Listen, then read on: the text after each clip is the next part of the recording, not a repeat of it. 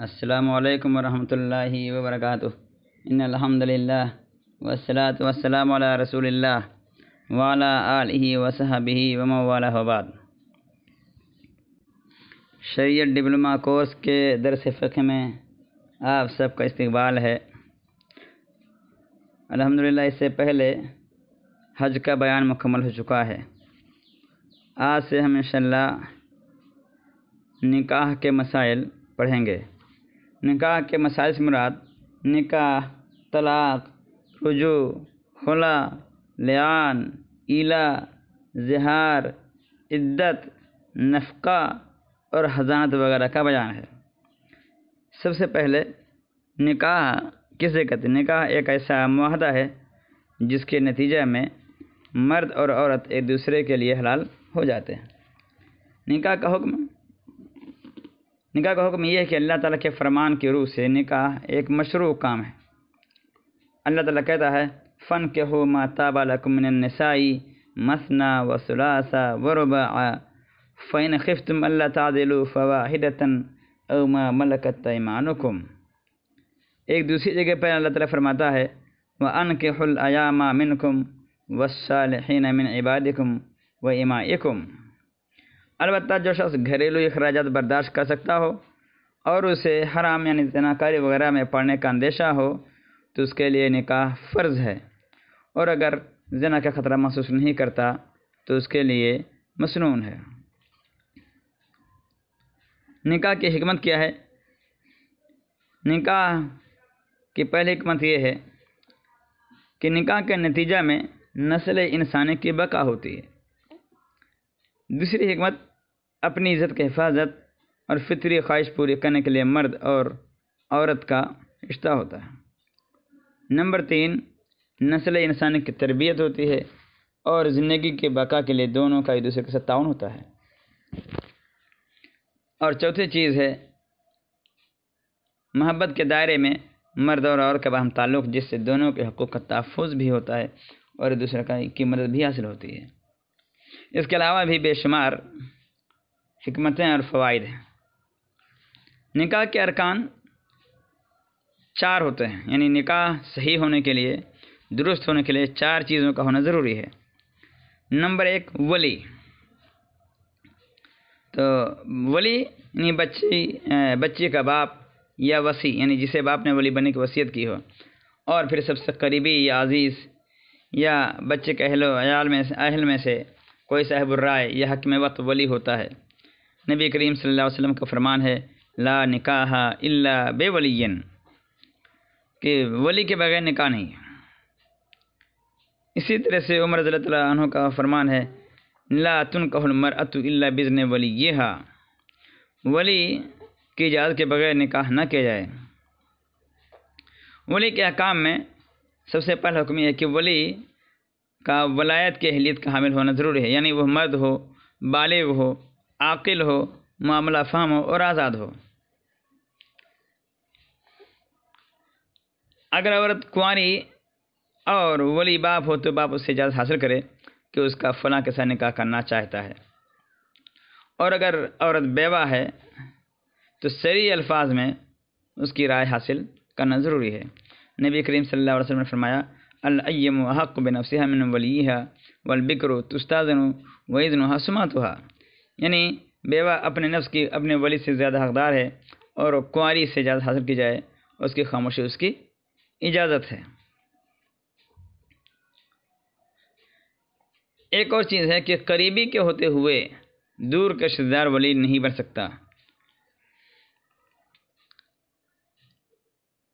اس کے علاوہ دوسری چیز جو نکاح میں ضروری ہے، یاد رکھیں کہ ولی لڑکی کے نکاح میں ضروری ہے، لڑکی خواہ کنواری ہو یا خواہ بیوہ ہو، دونوں ہی صورتوں میں ولی کا ہونا ضروری ہے۔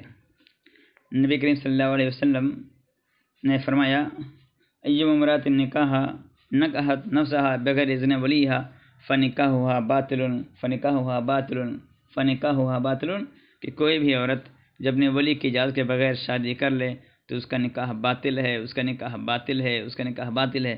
چنانچہ اس حدیث کی روشنی میں کوئی بھی عورت خواہ بیوہ ہو، خواہ کنواری ہو، مطلقہ ہو، عمر کم ہو یا زیادہ ہو، بچی ہو یا عمر اس کی کافی زیادہ ہو، ہر حال میں عورت کے نکاح میں ولی کا ہونا ضروری ہے۔ دوسری چیز جو ضروری ہے وہ ہے گواہ، یعنی نکاح کے معاملے میں معاہدے کے وقت 2 عادل مسلمان یا اس سے زیادہ کا حاضر ہونا ضروری ہے۔ اللہ تعالیٰ فرماتا ہے وَأَشْهِدُوا ذَوَيْ عَدْلٍ مِّنْكُمْ، اور اپنے میں سے 2 عادل مردوں کو گواہ بناؤ۔ ایک دوسری روایت میں نبی کریم صلی اللہ علیہ وسلم فرماتے ہیں لا نکاح الا بولی وشاہدی عدل، گواہوں کا کم 2 یا زیادہ گواہ ہونے چاہیے، پہلی چیز۔ دوسری چیز کہ دونوں گواہ عادل ہوں، یعنی کبیرہ گناہوں کے مرتکب نہ ہوں اور اکثر چھوٹے گناہ سے اجتناب کرتے ہوں۔ زانی، شرابی، سود کھانے والا شادی کے گواہ نہیں بن سکتا، اس لیے کہ قرآن مجید کی آیت میں اور نبی کریم صلی اللہ علیہ وسلم کے فرامین میں گواہوں کا عادل ہونا ضروری قرار دیا گیا ہے۔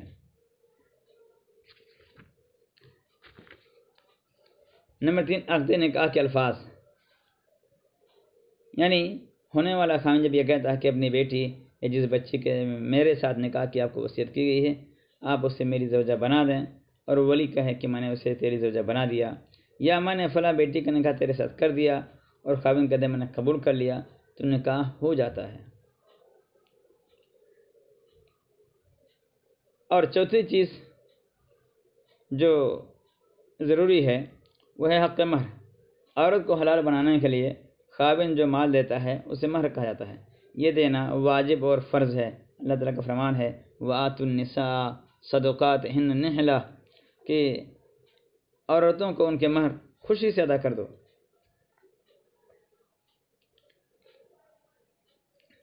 نکاح کرتے وقت انسان کو اخلاق کو ترجیح دینا چاہیے، دین کو ترجیح دینا چاہیے۔ نبی کریم صلی اللہ علیہ وسلم نے فرمایا اذا اتاکم من ترضون خلقہ ودینہ فزوجوہ الا تفعلوا تکن فتنۃ فی الارض وفساد کبیر، جب تمہارے پاس ایک ایسے شخص کا پیغام آئے جس کی عادت اور جس کے دین تم کو پسند ہو تو تم اسے اپنے بچے کا نکاح کر دو، اگر ایسا نہ کرو گے تو زمین میں فتنہ اور بڑا فساد ہوگا۔ چنانچہ آج ہم دیکھتے ہیں کہ لوگ دوسری چیزوں کے چکر میں شادیاں نہیں کرتے ہیں، جس کے نتیجے میں کافی تعداد میں مسلم بچیاں، اللہ تعالیٰ پناہ دے، بہت ساری مسلم بچیاں ارتداد کا شکار ہو رہی ہیں اور غیر مسلم لڑکوں کے ساتھ کورٹ میرج کر لیتی ہیں، جس کی وجہ سے عزت تو عزت، دین بھی چلی جاتی ہے، دین بھی چلا جاتا ہے۔ مہر کے احکام میں مہر میں تخفیف مستحب ہے، جتنا کم رہے۔ اسی طرح سے عقد نکاح کے وقت مہر کا تذکرہ کرنا سنت ہے۔ بہتر یہ ہے کہ مہر عقد نکاح کے ساتھ ہی ادا کر دیا جائے، اور اگر اس کا کل حصہ یا کچھ حصہ تاخیر بھی کر دی جائے تو جائز ہے، لیکن مہر کھا لینا اور ادھار کے نام پر بعد میں دینے کے نام پر زندگی بھر ادا نہ کرنا یہ بہرحال درست نہیں ہے۔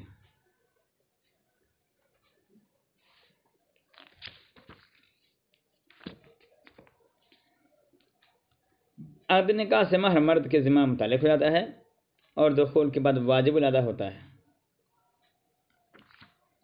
ہاں، اگر دخول سے پہلے طلاق دے دے تو نصف مہر معاف ہے، جبکہ نصف کی ادائیگی ضروری ہوتی ہے۔ آج کل معاشرے میں بہت سارے لوگ ایسے ہوتے ہیں جو مہر نہیں دیتے، بہرحال وہ زندگی بھر غلط کام کے مرتکب ہوتے ہیں۔ مہر دینا ضروری ہے۔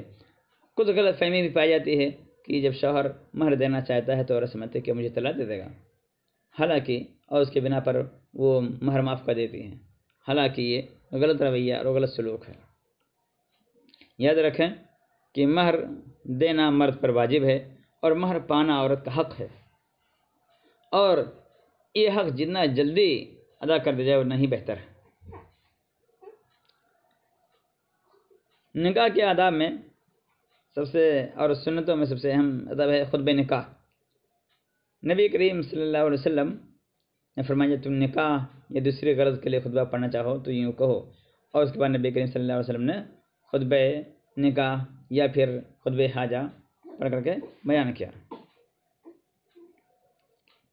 اسی طرح سے دوسری چیز جو سنت ہے وہ دعوت ولیمہ ہے۔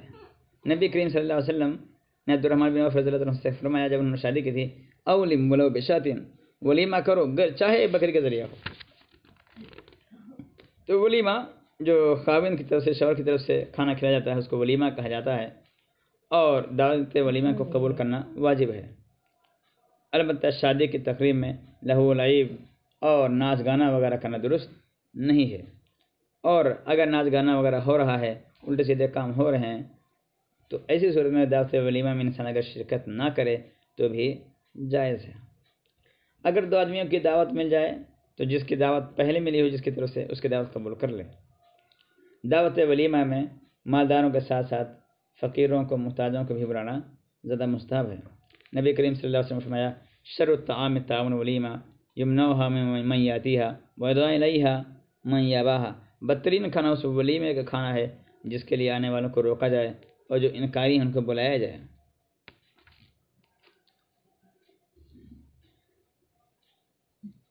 عقد نکاح میں ایک سنت میاں بیوی کے لیے دعا بھی ہے۔ نبی کریم صلی اللہ علیہ وسلم جب نکاح کی مبارکباد کسی کو دیتے تو کہتے بارک اللہ لک و بارک علیک وجمع بینکما فی خیر، کہ اللہ تعالیٰ تیرے لیے تجھ پر برکت فرمائے اور تمہیں خیر میں اکٹھا رکھے۔ یاد رکھیں شادی کے لیے کوئی مہینہ یا کوئی دن مخصوص نہیں ہے۔ کچھ لوگ شوال میں شادی یا سفر میں شادی کو مکروہ، ناجائز، ناپسندیدہ سمجھتے ہیں اور اس میں طرح طرح کے ہم و خرافات میں مبتلا رہتے ہیں، وہ صحیح نہیں ہے۔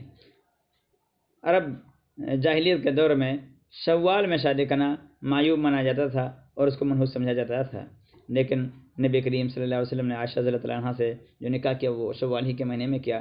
چنانچہ عائشہ رضی اللہ عنہا فرماتی ہیں کہ نبی کریم صلی اللہ علیہ وسلم نے شوال کے مہینے میں میرے ساتھ نکاح کیا اور شوال میں ہی آپ مجھے اپنے گھر لائے، تو رسول اللہ علیہ وسلم کی بیویوں میں سے کون مجھ سے زیادہ نصیب والی تھی؟ جب میاں بیوی کی ملاقات ہو تو ہم بسترے کے وقت دعا پڑھنا چاہیے، بسم اللہ اللہم جنبنا الشیطان وجنب الشیطان ما رزقتنا۔ یہ دعا بہت سارے لوگوں کو، بہت سارے مردوں کو، بہت ساری عورتوں کو یاد نہیں رہتے ہیں، لہذا چاہیے کہ مرد ہو یا عورت یہ دعا ضرور یاد رکھے، بسم اللہ اللہم جنبنا الشیطان وجنب الشیطان ما رزقتنا۔ اے اللہ ہم سے شیطان کو دور کر اور جو اولاد تو ہمیں عطا فرمائے اس سے بھی شیطان کو دور کر۔ میاں بیوی کے لیے لازمی ہے کہ ایک دوسرے کے راز افشا نہ کریں۔ آج کے دن اتنا ہی، انشاءاللہ نکاح کے شرائط اور دیگر چیزیں ہم اگلے درس میں بیان کریں گے۔ وآخر دعوانا الحمد للہ رب العالمین، والسلام علیکم ورحمۃ اللہ وبرکاتہ۔